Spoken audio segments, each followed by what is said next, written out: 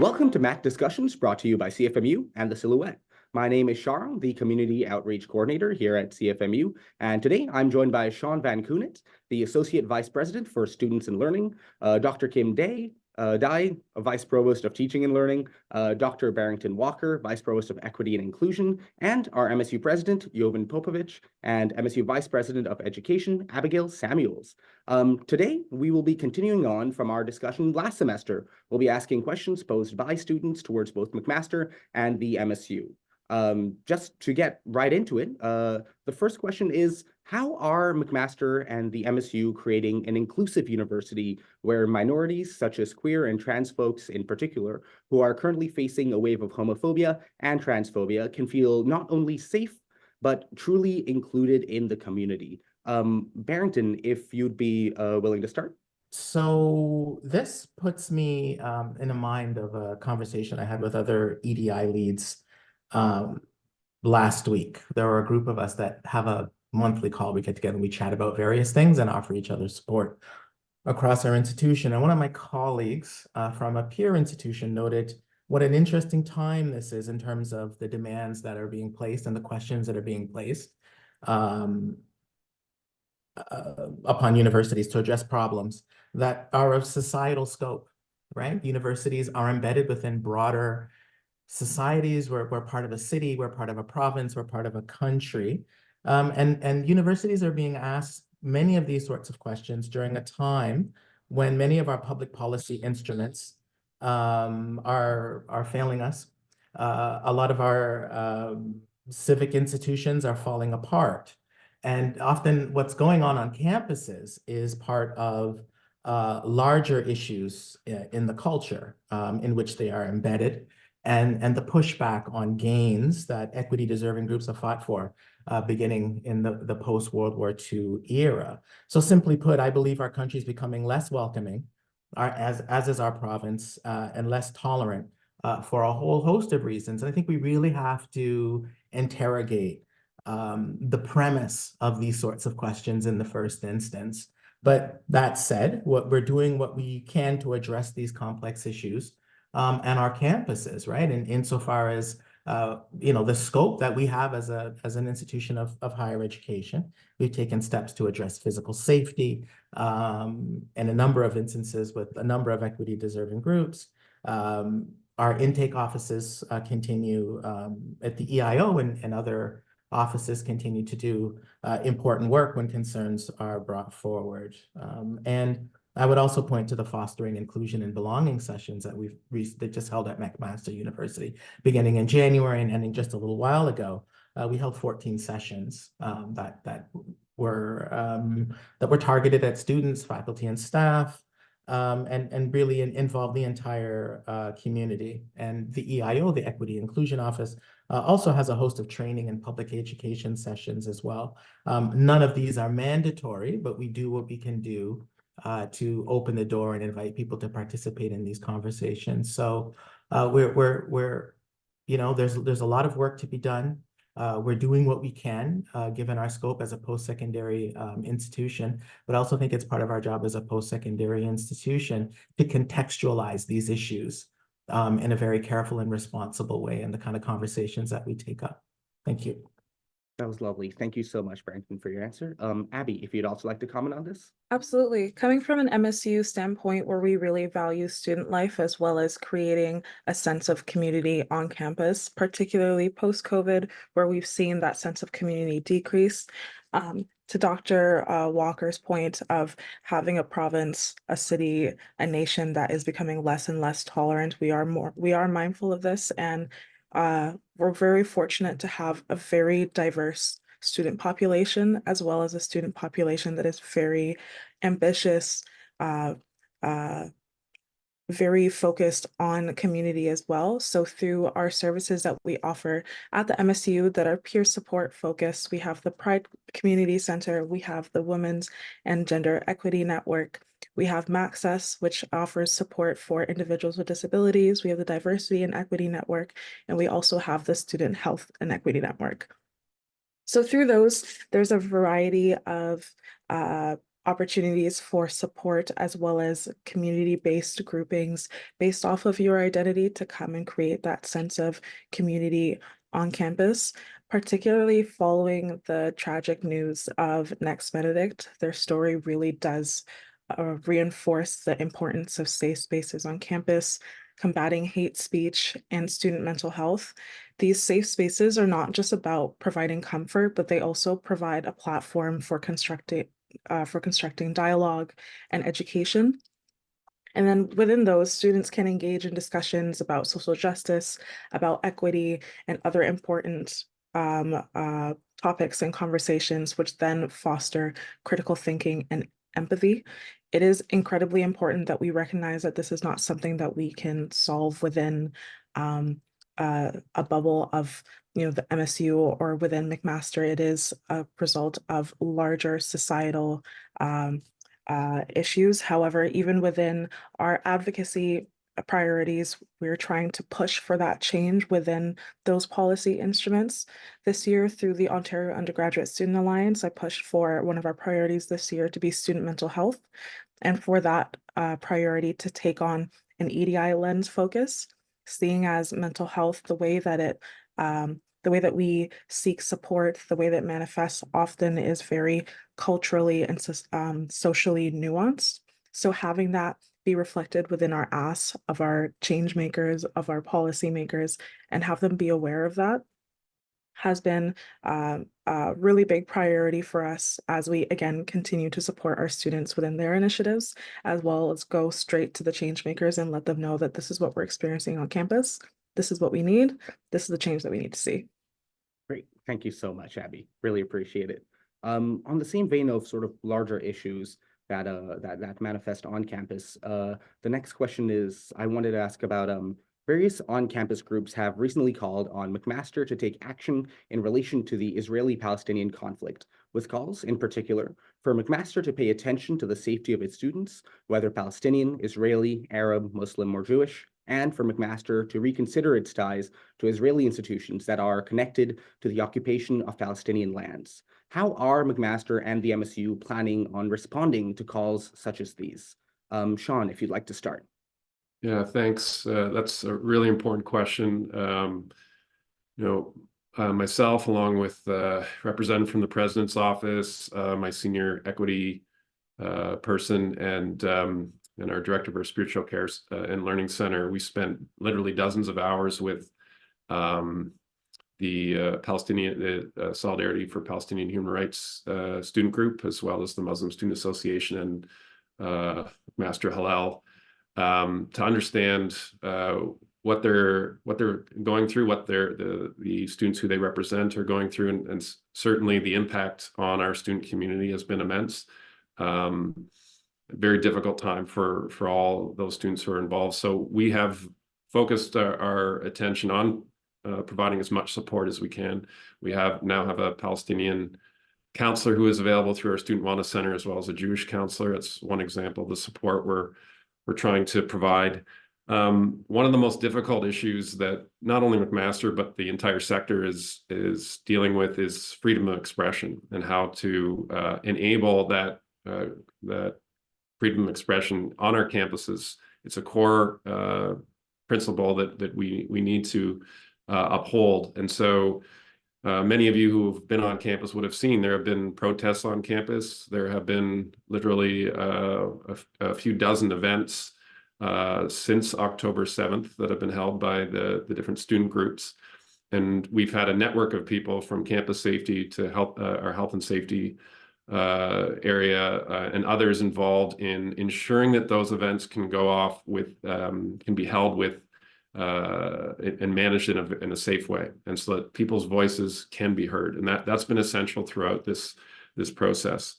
And so in that same vein, when it comes to academic freedom and freedom of expression, we are upholding and need to uphold the ability for learners, for students, and for researchers to choose where they want to learn, where they want to do their research, and we're going to continue to do so.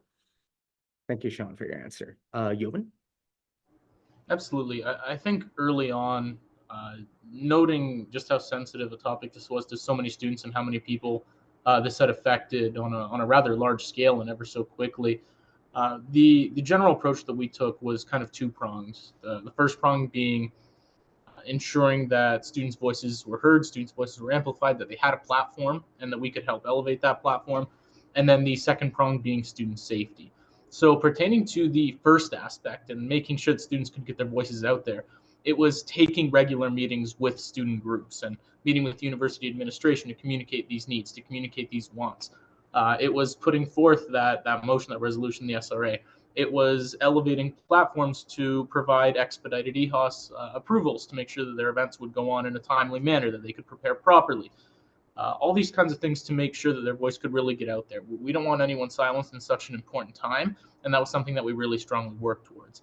And then as for the student safety aspect, obviously, given many of the tensions going on throughout this, throughout all that's gone on in the past several months, student safety has been a top priority, as was asked kind of in this question, where we worked with our services such as SWAT to prepare to make sure and to know that there will be increased numbers of calls, to know of events going on campus, to ensure that we could work towards student safety. And beyond the services, working with security services to ensure that any ongoing events, anything going on, anytime that there's something significant on campus, to make sure that students don't have to feel threatened, that there will be security presence, and generally creating awareness so that people can go and debate and have dialogue in a respectful manner. And I think that of late we've seen a lot of that, and I think that we've seen progression. And while obviously there's still a very long way to go, I think that this manner in which we've pursued has provided a strong platform for students to bounce off of. Lovely. Thank you, Sean and Jobin, for your answers. Now, moving on to our next question. The Government of Canada has implemented a policy recently capping the amount of international students universities and colleges can admit for the next 2 years. This is expected to decrease in the incoming number of international students by 35%. How are McMaster and the MSU adapting to this change? What will the impacts on international students here look like, and what is being done to help and accommodate them while they might be suffering from this and also from rising xenophobic sentiments? Jobin, if you'd like to go again. Absolutely, happy to. Right now, we're in a stage where things really present a lot of uncertainty pertaining to international students and the situation moving forward, where we're really not sure what to expect. The stage I can confidently put us in right now is the learning stage, where the MSU is trying to take as many meetings as possible to understand what the possible consequences of this could be, how we could expect our university and community landscape to change based on the potential restrictions put in place. We've been taking regular meetings with whether it be with other student unions, university officials, government officials. It's really just a point of learning, given that so many of the general restrictions just are unknown at this point in time. So until we really start to learn more of the cemented policies, the cemented numbers, and the restrictions that will actually be brought forth, we really don't have a concrete answer as to what does this mean for the student body. Obviously, there will be advocacy concerns, and I'll kind of refrain and let Abby speak a little bit more to that. Obviously, she's a little bit more well-versed with a lot of her advocacy work. But right now, it's undoubtedly a learning stage. We're trying to figure out just as much as students, what is the actual effect going to be? And while we're getting an idea, it's still a concept of it depends on variable X, Y, and Z, where as we start to learn more and more about the situation and what's actually going to happen in the implementation and the rollout, it'll be a reactive stage and trying to determine what's the best path forward based on what was most recently announced. And I know that's not the most optimistic answer, but it's the most truthful answer. And that's the stage where we're at to be as best prepared as humanly possible for when the official announcements and implementations do come. Thank you so much, Jobin. Sean, if you'd like to go next. Sure. Yeah, it is a fluid situation, so we are still trying to learn precisely what might the impact be on McMaster. But what is certain, I think, is that the impact will be far greater on the college sector. And in particular, there's read lately that it's public information. One college in particular, their international students are going to be cut in half. Now, they're ones that admitted 30,000 international students last year, so almost the entire population of McMaster in one year. So McMaster, we've taken a responsible approach over the years in terms of enrolling international students. We can accommodate all first-year international students are guaranteed residence, as an example. And that's been one of the issues that brought this to a head, was in the college sector. There just simply wasn't the housing available for all the international students they were admitting. So college sector will be much more impacted. We will see what the impact might be here. It'll certainly be much less. As I said, we've managed the situation very well, even very well in relation to other universities. I think just more broadly across the sector, though, I would say we're concerned that the message from Canada isn't necessarily a positive one. We welcome international students. We want international students here. They enrich the academic environment. They're part of a great part of McMaster and our student body, and we want to see that continue. And right now, in terms of the public relations out there, I would say from the country, so those messages aren't necessarily coming across when we talk about visa caps. So I think there's some work to be done there, both within the sector and at the government, different government levels, to ensure that we continue to be able to admit students who want to be here, who are good students, who enrich the student community just as they have at McMaster for many years. Thanks for your thoughtful answer, Sean. Abby, if you'd like to end off this question. Absolutely. And I think this conversation should come back to what Dr. Walker and I were saying in the earlier questions of the trends in which international students are being talked about within the media are very reflective of the lowering tolerance of others within the country, particularly because international students are being scapegoated as the reason for the current housing crisis, whereas the Canadian Mortgage and Housing Corporation has been warning since about the early 2010s that we need to pick up the rate in which homes are being built, unless we risk getting into a housing crisis. And here we are. Following the announcement of the cap on international students, although it has come with safeguards to ensure that international students who come here do have the ability to thrive and pursue their education, such as the government mandating that there is a housing guarantee. There are other pieces that are missing from the mandate. Say, for example, affordability is a really big priority for the MSU, and it's a really big priority as a whole for all student unions. However, the announcement is incomplete without a focus on affordability for international students. These students and Canadian society as a whole would benefit from, say, for example, a permanent extension on international student working hours. And changes to the express entry system to help future students of all socioeconomic backgrounds access post-secondary education and afford the ever-increasing cost and debt associated with rising international students. So I think with this piece, it's incredibly important that we are looking to our federal advocacy groups and ensuring that we're continuing to advocate for international students and ensure that the truth of what's happening within our nation as a whole is not being placed down to one specific group. That was lovely. Thank you so much, Abby, for your answer.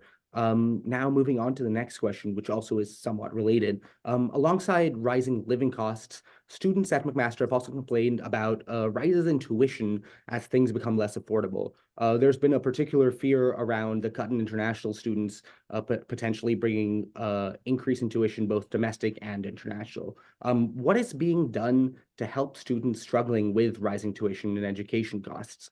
How are McMaster and the MSU planning to help? Sean, if you'd like to start on this. Sure. And just to clarify, domestic tuition was cut by 10% about 4 years ago. It's been frozen since then, and the government's committed to freezing it for the next 3 years. So it's actually the costs that are the costs of living, I would say, outside of tuition that would be more of a concern, I would think, for domestic students in particular. And so just a few numbers that might help students understand the aid that we provide. We provide about $55 million in scholarships and bursaries to students. About half of that is undergrad, goes to undergrads. 43% of undergrads receive OSAP. One of the things that we've done more recently to reflect the fact that housing has become a more pronounced issue is we've provided almost $500,000 in funding for exceptional circumstances where there are issues related to students being able to find a place to stay, a supportive place with a roof over their heads. So that's a reflection of the fact that we are in a crisis. That isn't something we did before, but we've been able to find $500,000 to do that. So certainly this is back to one of the initial points from the interview around from Barrington, when there are problems in society, when there are breakdowns, this is one of the reflections of that, where we're doing, I think, the best we can, and we'll always look for ways to support students. When issues outside campus, inevitably they affect students' lives, and then in turn they affect their ability to succeed here. So we'll always look for ways to continue to support students in where it's housing, food insecurity, and issues of that nature. Lovely, thank you. And Jovan, if you'd also like to comment on this. Pertaining to the rise in living costs and tuition, as Sean mentioned, there is the tuition cap on for the next 3 years, which I was very thankful to see that extended, ultimately placing the burden of the university cost on students in the middle of an affordability crisis. Really isn't the right move to go here. The university sector has been underfunded for quite some time, and I think that the burden should far more be placed on the provincial government rather than on students. After all, we've shifted from being provincially funded to provincially supported, with university funding coming from the provincial government dropping from approximately 70% to approximately 30%. Despite the fact that there was some people would view it as a substantial increase to university funding. I believe it was a $1.3 or $1.4 billion announcement that the provincial government will be adding additional funding to universities. It's still not enough, and it's far less than what was recommended by the Blue Ribbon Panel, as well as various other experts in the industry. So we certainly hope to see more. Otherwise, there is fear that the burden of cost and rising tuition will fall back on the students as soon as this cap is over. Ultimately, the concern right now for the MSU lies in the fact that this cap applies to students from within the province. So obviously, international students aren't covered by this umbrella, and that's where the concern comes from with them. Furthermore, the cap originally, when it was instituted, I believe it was in 2019, covered domestic students. As of a year or two ago, now it only covers provincial students, so students from within Ontario, not just within Canada. So McMaster University was the first university in the province to take advantage of that cap removal, increasing the out-of-province domestic tuition by 5%, while also rolling out a plan to increase out-of-province domestic tuition by 5% the following year and the following year and the following year. So 20% compounded, which is a rather substantial increase. That's where we've seen a lot of our focuses shift to try and help maintain tuition costs on that front. Ultimately, costs in general, just the affordability crisis is really what's placed a lot of strain on students. So ultimately, the direction that we take is, well, we really don't have much control over tuition. It's just an advocacy effort, and given the burden, the financial burden that's been placed on universities, that they're not getting the government funding, we know that our advocacy with the university isn't going to work. They're just placed in a position where there really isn't much another option unless the provincial government decides to better support universities. And that's where we're really stuck. So in trying to help students with affordability, that's where we've shifted our focus to the cost of living, looking at what could we do from a housing perspective, what could we do with food affordability. With food affordability, we just ran a referendum, food accessibility initiative, offering students, if they would increase their student fees by $5, that we would give them soup and bread 4 times a week throughout the school year, every week for the entire school year. That unfortunately missed quorum by an extremely, extremely small margin, so that didn't end up passing. We passed a bike share agreement, so that'll be for students to pay $24.50 for an annual bike share. That's 90 minutes of ridership a day, plus anyone who doesn't think they'll make use of it can opt out. And the $24.50 is down dramatically from over $200. over 200 annually for a bike pass. So that again helps with transportation, rising costs. Looking at the housing situation, I've personally gone to university administrations and the Office of the President asking for student caps, saying that until sufficient housing is built for first-year students, out-of-province domestic students, and international students, I've asked that we don't increase our student population any further until we're able to provide housing. The fact that incoming students need to have a high school average of 90% or greater to be guaranteed residence, in my opinion, is blatantly unacceptable. If you want to house this, or if you want to have this many students at a university, you need to be able to provide an affordable situation where they could maintain a living standard while continuing their education. So while we can't necessarily affect tuition directly, these are the alternative avenues that we've decided to take in addressing the rising cost of living for students. Now, moving on to our final question. This is about decision-making within the university. Finally, students have complained about feeling excluded from decision-making processes, both on the university and student union levels. We have seen comments complaining about not only not being able to shape these processes, but not being informed about them and how they function in the first place.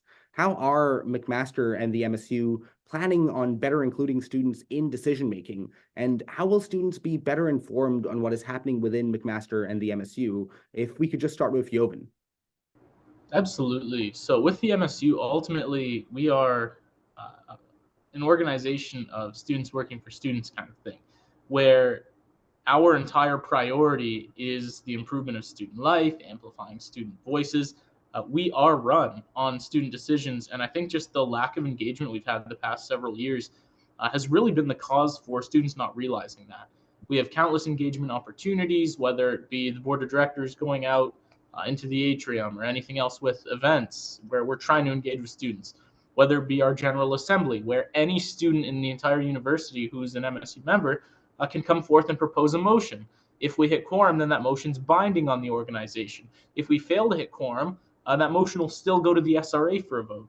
And ultimately, while we, the board of directors, report to the SRA reports to students. So students can come forth to their SRA members to help influence decision making, saying that this is the way that students feel. This is how I'd like to see a vote go. This is a motion I'd like to see brought forth.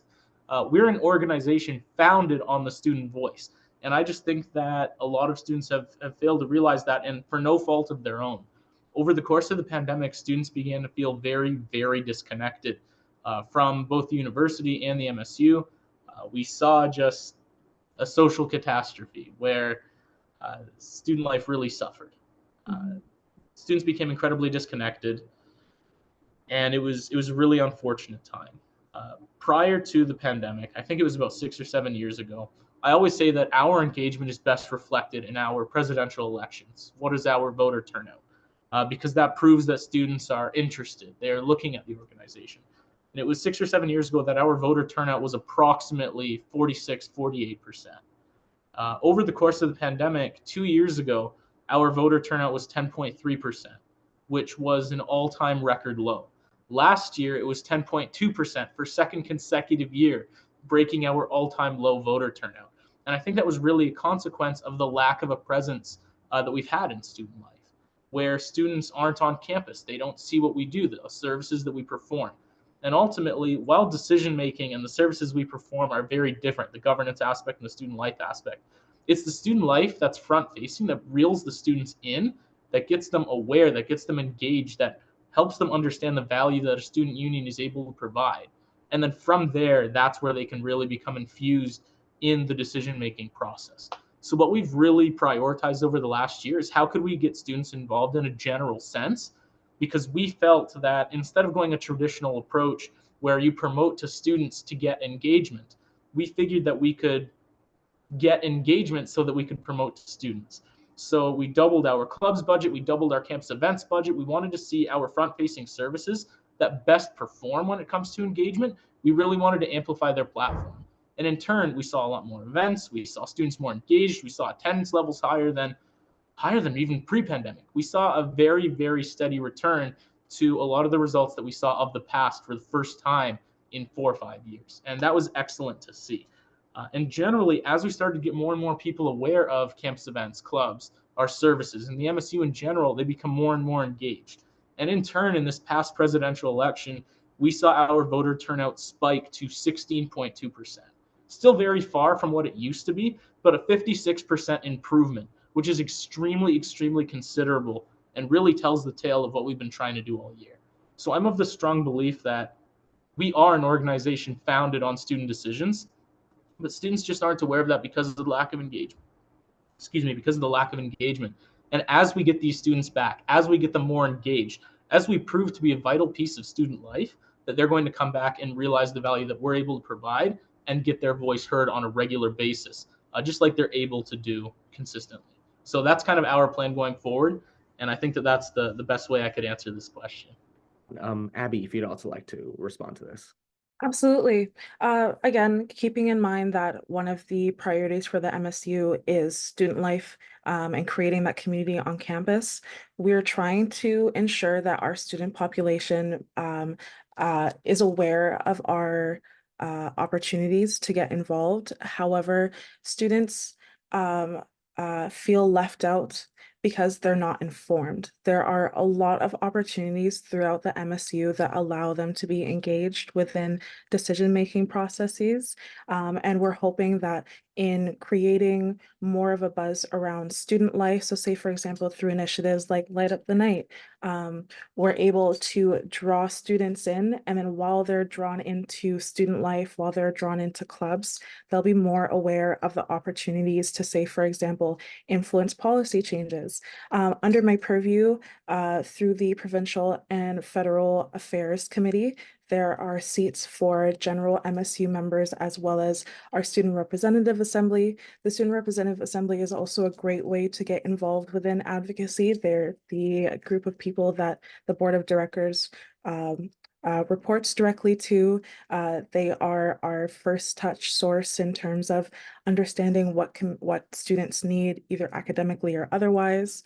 I believe we're on the upsurge of getting students more engaged, more involved, and we can see that through the year-over-year numbers in engagement through, say, for example, the presidential elections.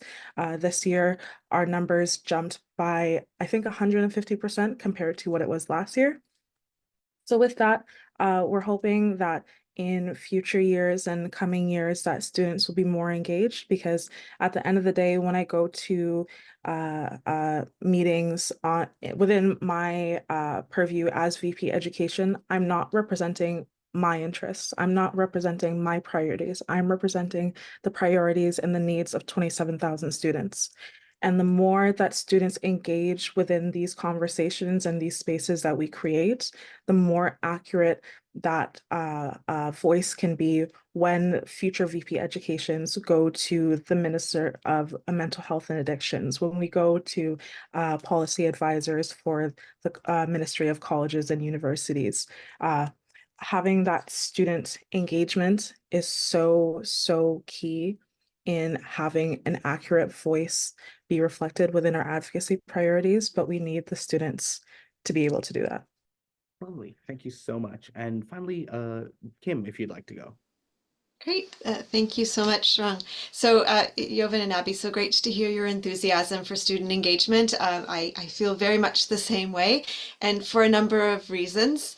We're seeing in the classroom, instructors and faculty are saying that students are less engaged in the classroom and participating and attending and being on campus.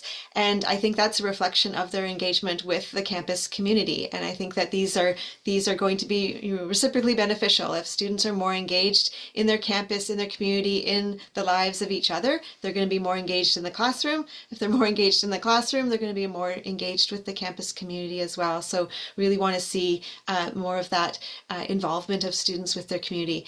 It's also a place where if they're involved in campus politics in the MSU, they're going to develop their voice. This is where they're going to develop their political positions and their civic positions and their ability to see that their voice does have impact. If they see it happening here, they're going to continue to be engaged when they leave McMaster community, and they're involved in their own local, national, and global communities as well. So really wanted to make sure that we're encouraging that.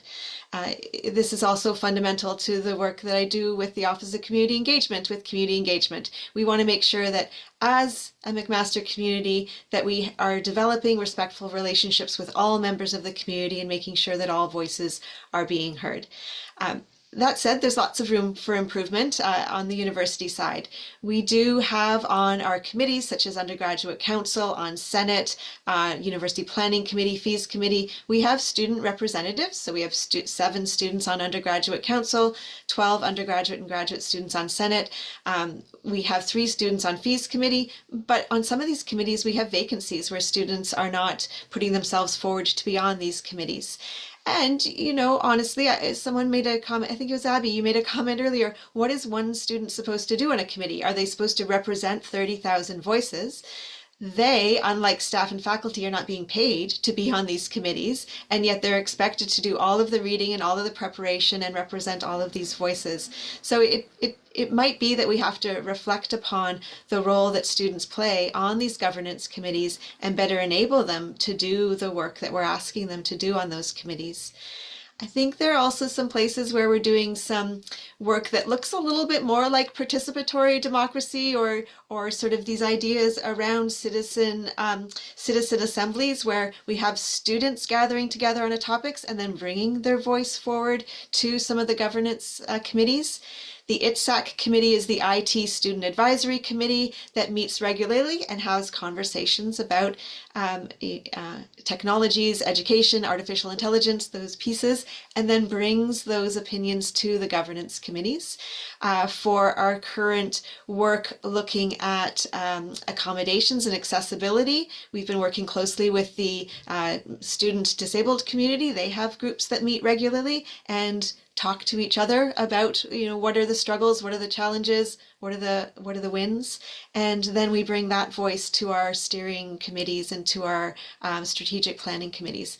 I think we can do more of that. I think we need more of these citizen assemblies where students are given the information, they can talk about the issues, they can ask questions, and then they can formulate opinions that are informed, that they can bring forward to governance. So I think there's a lot of work we can do beyond the representation of students on committees to really bring their voice onto these committees so that they are, you know, doing some good work, they're being valued for that work, and all of the students that they're representing see the value in that work as well. Fantastic. Thank you so much for that wonderful answer, Kim. So amazing. That concludes our discussion for today. A big thank you to all of you, Sean Van Koenig, Kim Dye, Barrington Walker, Jovan Popovich, and Abigail Samuels, for everything that you shared with us today. For those watching, don't forget to like and subscribe to the CFMU YouTube channel. And if you have any other questions that you'd like to have addressed in future MacDiscussions videos, feel free to reach out to us through any of our social media platforms at CFMU.